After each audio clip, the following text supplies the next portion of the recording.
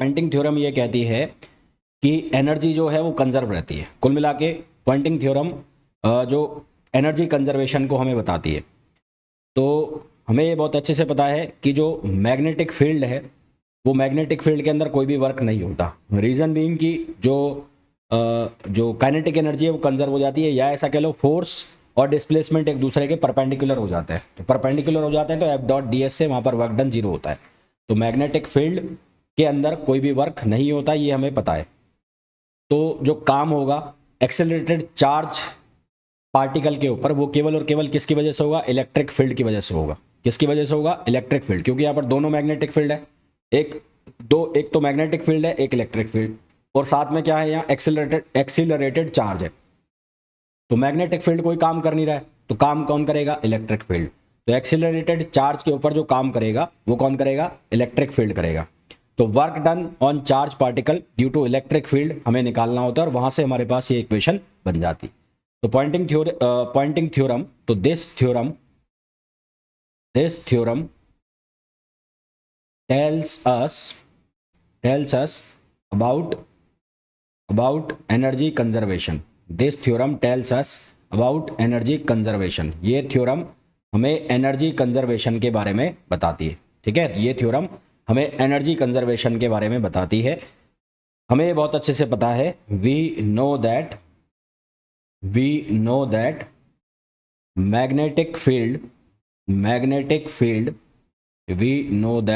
magnetic field do not do any work. Magnetic field do not do any work. So work is only done by electric field on accelerated charge. So work is only done by electric field. तो हमें यहाँ पर electric field जो काम कर रहा है उसका एक्सप्रेशन निकालना है। तो work done on accelerated charge, work done on accelerated charge due to electric field. तो इलेक्ट्रिक फील्ड की वजह से एक्सेलरेटेड चार्ज के ऊपर जो वर्क आएगा उसकी वैल्यू हमें चाहिए। तो वर्क की वैल्यू जो है वो कितनी हो जाएगी? W equals to integration F dot D X. ये वैल्यू क्या हो जाएगी? Integration F dot D X, ये वैल्यू हो जाएगी। और F क्योंकि यहाँ पर इलेक्ट्रिक फील्ड है, तो इलेक्ट्रिक फील्ड की वजह से जो फोर्स आता है वो होता है QE। तो यहाँ पर हम लिखेंगे W इक्वल्स टू, ये हो जाएगा QE और dot D x, QE dot D x का मतलब है डिस्प्लेसमेंट, और वेक्टर लगा दोगे तो ये डिस्प्लेसमेंट वेक्टर हो जाएगा। तो डिस्प्लेसमेंट वेक्टर, इसको मैंने लिख दिया इक्वेशन नंबर फर्स्ट। इसको क्या लिख दिया? Equation number first. Rate of work done निकालना है। रेट ऑफ वर्क डन क्या हो जाएगा? पावर। तो रेट ऑफ वर्क डन, तो रेट ऑफ वर्क डन हम निकालेंगे तो ये हो जाएगा dW अपॉन dt। तो ये dW अपॉन dt की जो वैल्यू है, यहां से इसको डिफरेंशिएट करना है तो मैं Q को डिफरेंशिएट कर दूंगा, तो ये बन जाएगा dQ अपॉन dt, और ये क्या हो जाएगा? ये हो जाएगा E dot D x, DQ upon dt। ये क्या बन जाएगा? E dot D S. DQ upon dt जो है ये बहुत अच्छे से हमें पता है ये किसकी वैल्यू होती है? करंट की। तो यहाँ से DQ अपॉन dt जो है उसको हम क्या लिख देंगे? करंट। क्या लिख देंगे? करंट। DQ अपॉन dt को क्या लिख देंगे? यहाँ से हम करंट लिख देंगे। ठीक है, तो DQ अपॉन dt को मैं लिख रहा हूँ करंट, तो dW अपॉन dt ये पावर है ऐसे, तो ये क्या बन जाएगी? करंट। तो करंट इंटू E, और ये क्या हो गया? dx हो गया। अब एक चीज़ देखो, एक करंट हमने पढ़ी हुई है वॉल्यूम करंट, तो ये हमें बहुत अच्छे से पता है I जो है वो किसके बराबर होता है? J dot DA। DA का मतलब होता है एरिया। वॉल्यूम करंट क्या होता है? I upon A। तो I की वैल्यू क्या हो जाएगी? Integration J dot DA। I की वैल्यू क्या हो जाएगी? इंटीग्रेशन J डॉट DA, ये I की वैल्यू है। और जो वॉल्यूम है, वॉल्यूम डी टाउ, उस डी टाउ को हम ऐसे लिख सकते हैं DA इंटू DX। ये DA जो है वो क्या हो जाएगा? एरिया, और DX क्या हो जाएगा? डिस्प्लेसमेंट। DX क्या हो जाएगा? डिस्प्लेसमेंट हो जाएगा। तो ये I डॉट DX जो लिखा हुआ है, यहाँ पर लिखा हुआ है I डॉट DX, यहाँ क्या लिखा हुआ है? I dot DX। तो इसको हमें चेंज करना है। तो इसको हम कैसे चेंज करें, ये जो ई डॉट डी एक्स लिखा है, क्या लिखा है, ई डॉट डी एक्स, तो इसको हम कैसे बना सकते हैं, यहाँ से मैं यहाँ से बना रहा हूँ, तो ये बनेगा D W upon D T, ये इंटीग्रेशन, ये वाला यूज़ कर रहा हूँ मैं, आई की जगह लिखूंगा जे डी ए, तो जे डी ए लिख दूंगा, तो ये क्या बन जाएगा, ये बन जाएगा हमारे पास जे डॉट ई, ये क्या बन जाएगा, जे डॉट ई, और डी ए और डी एक्स मिलकर क्या हो जाएंगे, डी टाउ, डी ए और डी एक्स मिलकर क्या हो जाएंगे, डी टाउ। तो मैंने ये यूज़ कर लिया यहाँ पर, और इसको लिखा मैंने इक्वेशन नंबर सेकंड, क्या लिख दिया, इक्वेशन नंबर सेकंड। अब मैक्सवेल की जो इक्वेशन है, वो मैक्सवेल की इक्वेशन जो फोर्थ इक्वेशन है, एम्पियर्स मॉडिफाइड एम्पियर्स लॉ, उसके according curl of H equals to होता है J plus del D upon del T. तो according to Maxwell equation, according to modified Ampere's law, आप ऐसा भी लिख सकते हो, तो अकॉर्डिंग टू मैक्सवेल इक्वेशन,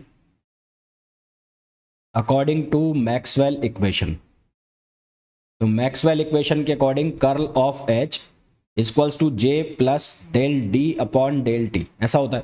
और इसको आप ऐसे भी लिख सकते हो, एच की जगह बी अपॉन म्यू लिख दो, या बी अपॉन म्यू नॉट लिख दो, तो आप ऐसे भी लिख सकते हो, curl of B equals to mu naught J plus mu naught D को लिख सकते हो एप्सिलॉन नॉट इंटू ई, तो mu naught epsilon naught del E upon del T, ये भी लिख सकते हो अगर आप इसको चेंज करके लिखना चाहो। और इसी में अगर म्यू नॉट से डिवाइड कर दो तो फिर ये बन जाएगा, और डी को कंबाइंड करके ऐसा लिख दो एप्सिलॉन ई, तो ये डी बन जाएगा। तो यहाँ से हमने इसको ऐसा लिखा, ट्रांसपोज करा तो ये बन जाएगा curl of H minus J equals to del D upon del T, curl of H minus J equals to del D upon del T, या फिर इसको del D upon del T को इधर ले आओ और जे को इधर रखो, तो ये क्या बन जाएगा, minus del D upon del T equals to J, equals to क्या लिखा जाएगा, जे। ठीक है, अब मेरे को किसकी वैल्यू चाहिए, मेरे को वैल्यू चाहिए जे डॉट ई की, तो जे डॉट ई की वैल्यू मेरे को बनानी है। तो जे डॉट ई की वैल्यू बनाने के लिए इसका ई के साथ क्या कर दिया, डॉट प्रोडक्ट कर दिया, ई के साथ डॉट प्रोडक्ट कर दिया, तो यहाँ क्या लिखा जाएगा, ई डॉट, ये हो जाएगा कर्ल ऑफ एच, ये क्या बनेगा, कर्ल ऑफ एच, और यहाँ पर क्या बन जाएगा, माइनस ई डॉट, ये हो गया del D upon del T, minus E dot del D upon del T, ये हमारे पास इक्वेशन बन गई। यहाँ पर हम आइडेंटिटी यूज करेंगे, आइडेंटिटी कौन सी, हम आइडेंटिटी यूज करेंगे यहाँ पे कर्ल की, तो कर्ल की आइडेंटिटी यूज करें, तो इसको मैंने लिख दिया equation number 3। Now using identity,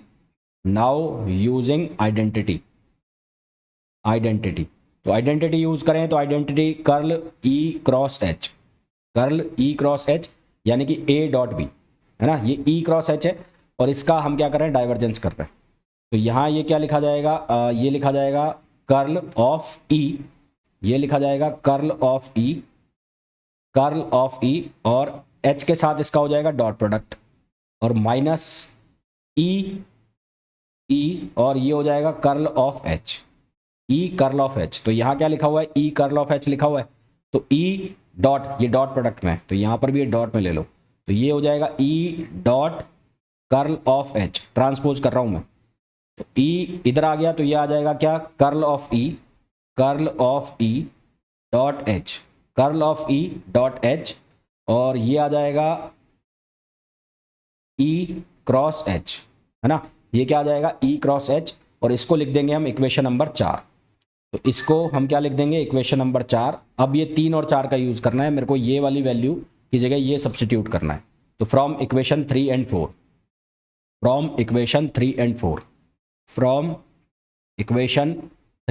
4, तो यहाँ से जे डॉट ई, इस जे डॉट ई की वैल्यू की जगह क्या बन जाएगा हमारे पास, ये बन जाएगा H vector dot curl of E, H vector dot curl of E minus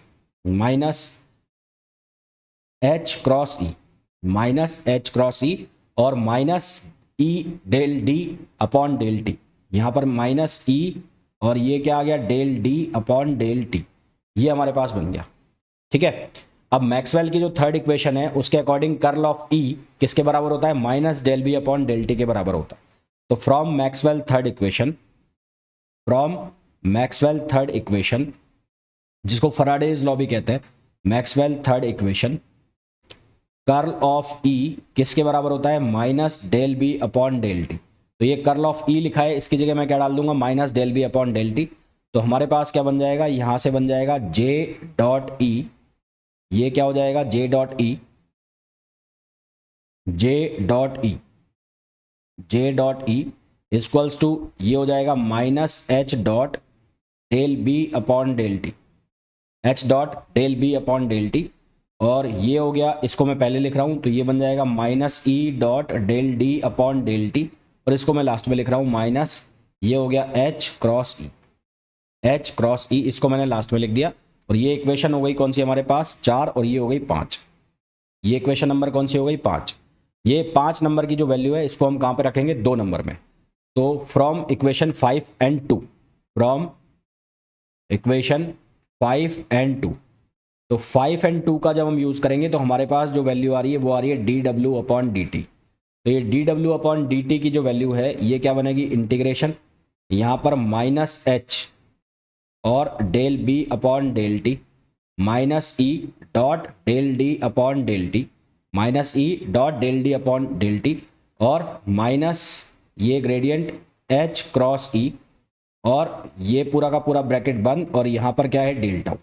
और इसको मैंने इक्वेशन लिख दिया 6, इस इक्वेशन को क्या लिख दिया 6 नंबर। इलेक्ट्रोस्टैटिक एनर्जी डेंसिटी हमने पढ़ी थी, उसको मैं अगर डिफरेंशिएट करूं तो इलेक्ट्रोमैग्नेटिक एनर्जी डेंसिटी, तो electromagnetic energy density, electromagnetic energy density, electromagnetic energy density, तो वो इलेक्ट्रोमैग्नेटिक एनर्जी डेंसिटी हमने पढ़ी थी, वो किसके बराबर थी, U E M, U E M. तो यू ई एम किसके बराबर था, B square upon 2 mu, B square upon 2 mu, और एप्सिलॉन ई स्क्वायर अपॉन 2।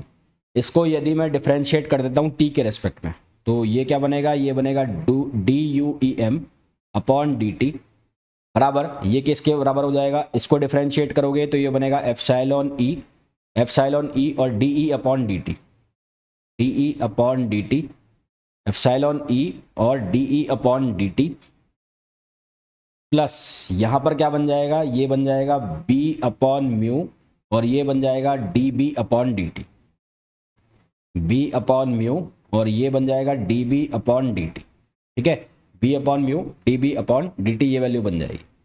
अब इसको मैं वापस से रीएडजस्ट करके लिखूं तो D U E M upon D T equals to, यहाँ पर लिखा हुआ है ई, है ना, और एप्सिलॉन बाहर है तो एप्सिलॉन को पहुंचा दिया अंदर, तो ये ई बाहर, ये डी और ये एप्सिलॉन को अंदर पहुंचा दिया, ये हो गया अपॉन डी टी, प्लस ऐसे ही यहाँ पर एच, ये बी अपॉन म्यू बाहर लिखा हुआ है ना, तो बी अपॉन म्यू को हम क्या लिख देंगे, एच लिख देंगे, तो यहाँ ये बन जाएगा एच और ये बन जाएगा del B upon del T, तो ये क्या बनेगा, ये बन जाएगा ई और del D upon del T, plus ये बन जाएगा H del B upon del T, ये क्या बन जाएगा H del B upon del T, और इसको मैंने लिख दिया इक्वेशन नंबर 7।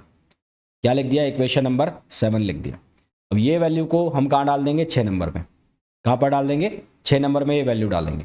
तो फ्रॉम इक्वेशन 6 एंड 7, तो from equation 6 and 7, from equation 6 and 7, तो 6 एंड 7 से ये वैल्यू उठा के ले जा रहा हूँ मैं D U E M upon D T की, और यहाँ क्या लिखा हुआ है, यहाँ लिखा हुआ है H del B upon del T और E del D upon del T, तो इन दोनों की जगह मैं क्या लिख सकता हूँ, माइनस, इन दोनों की जगह मैं क्या लिख सकता हूँ, ये जो वैल्यू बन रही है D U E M upon D T, ये भी माइनस में आएगा तो माइनस माइनस क्या हो जाएगा, प्लस हो जाएगा। तो ओवरऑल एक्सप्रेशन हमारे पास जो बन रहा होगा वो क्या बन रहा होगा, del W D W upon D T equals to integration, इन दोनों को मैं गायब कर रहा हूँ वहाँ से, तो यू ई एम आ जाएगा उसकी जगह, तो वो क्या बनेगा, minus del U E M upon del T और डेल टाउ आ जाएगा, क्योंकि मैं यहाँ से अलग करूँगा, इनको अलग अलग करना पड़ेगा, डेल टाउ इसके साथ अलग करना पड़ेगा और इसके साथ अलग बनेगा, तो एक तो आ जाएगा ये, और उसके बाद दूसरा जो एक्सप्रेशन हमारे पास बनेगा वो बनेगा divergence E dot E H, दूसरा हमारे पास कौन सा बनेगा, माइनस ये बनेगा डाइवर्जेंस ई क्रॉस एच, ई क्रॉस एच है कि एच क्रॉस ई है, ई क्रॉस एच है ना, तो ये बनेगा ई क्रॉस एच, एच क्रॉस ई लिख रहे थे क्या हम, पहले भी क्या लिखा था, एच क्रॉस ई क्यों लिखा था हमने, तो ये ई क्रॉस एच और ये क्या हो जाएगा, del tau H cross E. तो ये क्या हो जाएगा, del tau H cross E del tau. Gauss divergence theorem का यहां पर यूज करोगे, तो गाउस डाइवर्जेंस थ्योरम का यूज करोगे तो कोई वेक्टर है ए डॉट डी एस, उसको आप लिख सकते हो डाइवर्जेंस ऑफ वेक्टर, वेक्टर है ए और डी टाउ। तो ये पूरा का पूरा एक वेक्टर हो गया। तो यहाँ पर गाउस डाइवर्जेंस थ्योरम लगा दो, यहाँ पर सब जगह डॉट लगा लो आप, ये डॉट लगा लो, नहीं लगाए तो यहाँ पर डॉट लगा लो, और यहाँ पर भी डॉट लगा लो, और यहाँ चेंज किया था ना हमने, यहाँ पर भी डॉट लगाओ। ठीक है, तो ये हमारे पास हो गया। अब यहाँ पर गाउस डाइवर्जेंस थ्योरम लगाना है, तो गाउस डाइवर्जेंस थ्योरम लगाने के बाद हमारे पास जो वैल्यू बनेगी वो वैल्यू क्या बनेगी, del W D W upon D T equals to minus del U E M upon del T, और ये हो गया डेल टाउ। और गाउस डाइवर्जेंस थ्योरम यहां पर लगाएंगे तो ये बन जाएगा divergence of H cross E. क्या बन जाएगा, divergence of H cross E की जगह ये किस में कन्वर्ट हो जाएगा, ये सरफेस इंटीग्रेशन में चेंज हो जाएगा। तो यहां पर आ जाएगा माइनस ये क्लोज इंटीग्रेशन, और ये बन जाएगा एच क्रॉस ई, ये वेक्टर में है, और ये क्या बन जाएगा, dot D A. D A क्या हो जाएगा, एरिया वेक्टर हो जाएगा। डी ए क्या हो जाएगा, एरिया वेक्टर। ट्रांसपोज करेंगे इसको, इधर ले आते हैं, तो ये बन जाएगा D W upon D T, plus ये हो जाएगा del U E M upon del T, और ये हो जाएगा डेल टाउ। क्या हो जाएगा, डेल टाउ इक्वल्स टू, ये वैल्यू हो गई माइनस ये क्लोज इंटीग्रेशन, ये हो गया एच क्रॉस ई और dot D, H cross E dot D. ठीक है, एक मिनट रुको।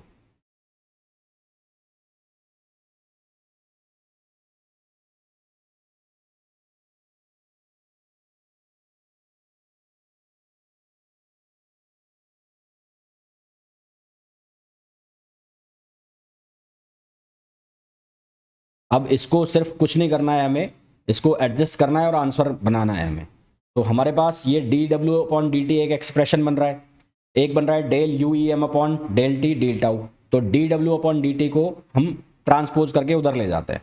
तो हमारे पास जो एक्सप्रेशन बन रहा है वो बन रहा है del U E M upon del T D tau equals to, ये हो गया minus del W upon del T, minus ये है क्लोज इंटीग्रेशन, ये हो गया एच क्रॉस ई, यहां पर है एच क्रॉस ई, और ये हो गया D A, H cross E D A. ये एक्सप्रेशन हमारे पास बन गया। अच्छा, ये इसको हम क्या लिख देंगे, वेक्टर लिख देंगे। तो ये हमारे पास जो बन रहा है, ये मैंने उल्टा लिख के ले आया शायद, मैं यहीं से इसको उल्टा लिख के ले आया ना, जे डॉट ई, और ये कर्ल ऑफ ये बना था हमारे पास ई क्रॉस एच था ना, तो ये यहाँ पर भी ई क्रॉस एच गया था, मैं इसको उल्टा लिख के ले आया, तो यहाँ पर भी ये ई क्रॉस एच जाएगा। ठीक है, ये सही कर लो भाई, ये क्या जाएगा, ई क्रॉस एच, ई क्रॉस एच।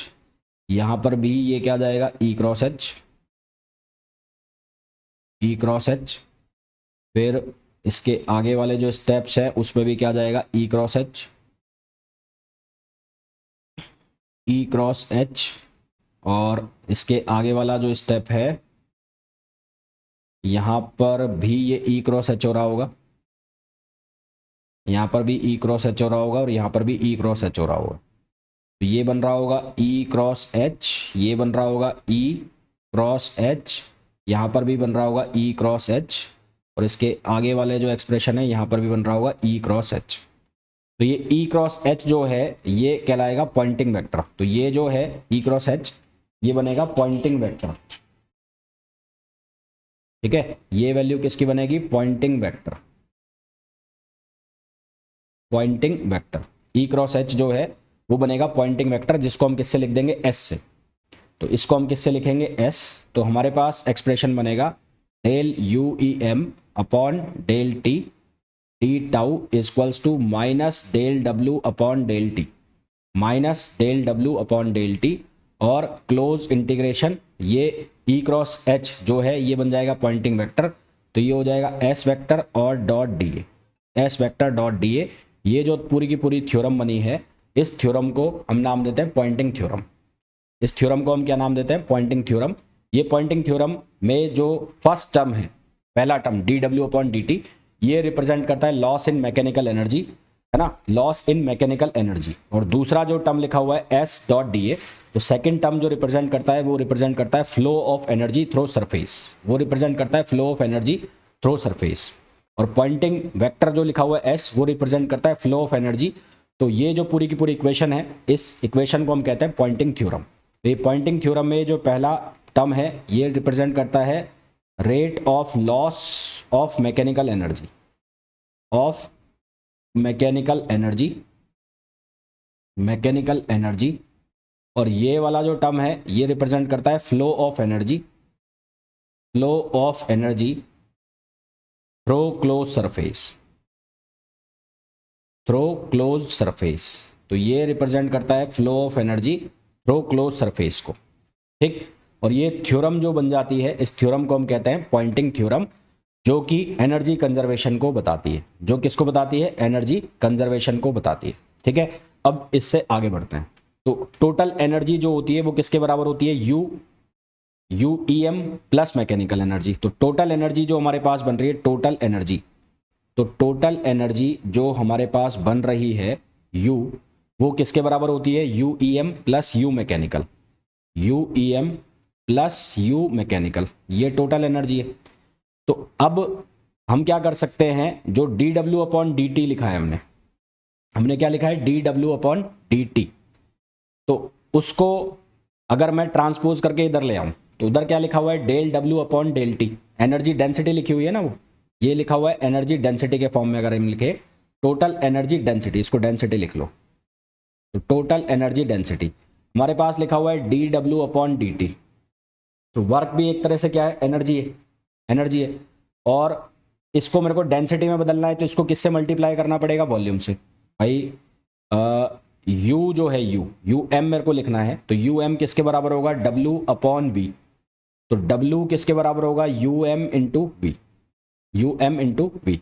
तो हमारे पास जो इक्वेशन लिखी हुई है उसको मैं कैसे लिख सकता हूँ?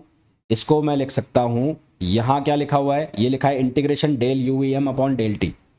तो मैं क्या चेंज करूँ इसमें ये integration del U E M upon del T और डेल टाउ, ये डी टाउ, ये तो है electromagnetic energy, equals to minus work को हम क्या लिख सकते हैं? वर्क को हम लिख सकते हैं del U M mechanical energy upon del T, और स्मॉल के लिए इसको वॉल्यूम से मल्टीप्लाई कर दिया डेल टाउ। और ये वाला पार्ट माइनस क्लोज इंटीग्रेशन, ये हो जाएगा s.da। इसको इधर लेके जाओ तो ये बनेगा क्लोज इंटीग्रेशन, ये हो जाएगा del U E M plus U M upon T, दोनों को कंबाइन करके लिखा जा सकता है। तो ये हमारे पास बन जाएगा del U E M plus U M mechanical energy upon del T, और ये हो गया D tau equals to minus close integration s.da। अब ये पूरा का पूरा इकट्ठा कर क्या बन रहा है? यू, तो इसको हमने लिख दिया del U upon del T, और ये D tau equals to close integration, ये क्या हो गया? s.da, close integration s.da। वापस से गाउस डाइवर्जेंस थ्योरम लगाएं, तो गाउस डाइवर्जेंस थ्योरम लगाते हैं, तो इसको हम किसके बराबर लिख सकते हैं? इसको हम बराबर लिख सकते हैं डाइवर्जेंस ऑफ s और D tau, divergence of s D tau. Transpose करोगे तो ये बन जाएगा डेल अपॉन डेल टी, ये हो जाएगा u प्लस, ये क्या हो जाएगा? u प्लस, और यहाँ पर इसको ट्रांसपोज करोगे तो ये del u plus divergence of s, और ये क्या हो गया? ये हो गया D tau equals to zero. ये क्या बन गया? D tau equals to zero. तो ये तो जीरो होगा नहीं, तो जीरो कौन होगा? Del U upon del T plus divergence of S equals to zero, divergence of S equals to zero. ये किसके सिमिलर आ गया? कंटिन्यूटी इक्वेशन के सिमिलर आ गया, ठीक है। ये किसके सिमिलर आ गया? कंटिन्यूटी इक्वेशन के सिमिलर। तो it is similar to continuity equation, it is similar to continuity equation, similar to continuity equation. ये कंटिन्यूटी इक्वेशन के सिमिलर है। तो कंटिन्यूटी इक्वेशन में लिखते हैं del J upon del T, del J upon del T, rho upon del T, sorry. तो उसमें क्या होता है? Del rho upon del T, del rho upon del T किसके बराबर होता है? Minus of divergence of J. तो यहाँ पर del U upon del T, del U upon del T किसके बराबर हो रहा है, minus of divergence of S, minus of divergence of S जो किसको रिप्रेजेंट कर रहा है, फ्लो ऑफ एनर्जी को रिप्रेजेंट कर रहा है।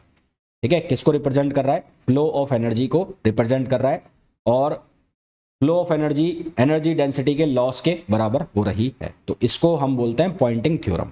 तो पॉइंटिंग थ्योरम में आपको ये सारा लिख के आना होता है। आई होप आपको बहुत अच्छे से समझ आ गया होगा। नेक्स्ट लेक्चर में हम लोग डिस्कस करेंगे पॉइंटिंग वेक्टर और एवरेज पॉइंटिंग वेक्टर की वैल्यू। तो मिलते हैं नेक्स्ट वीडियो में। Till then thank you, bye bye.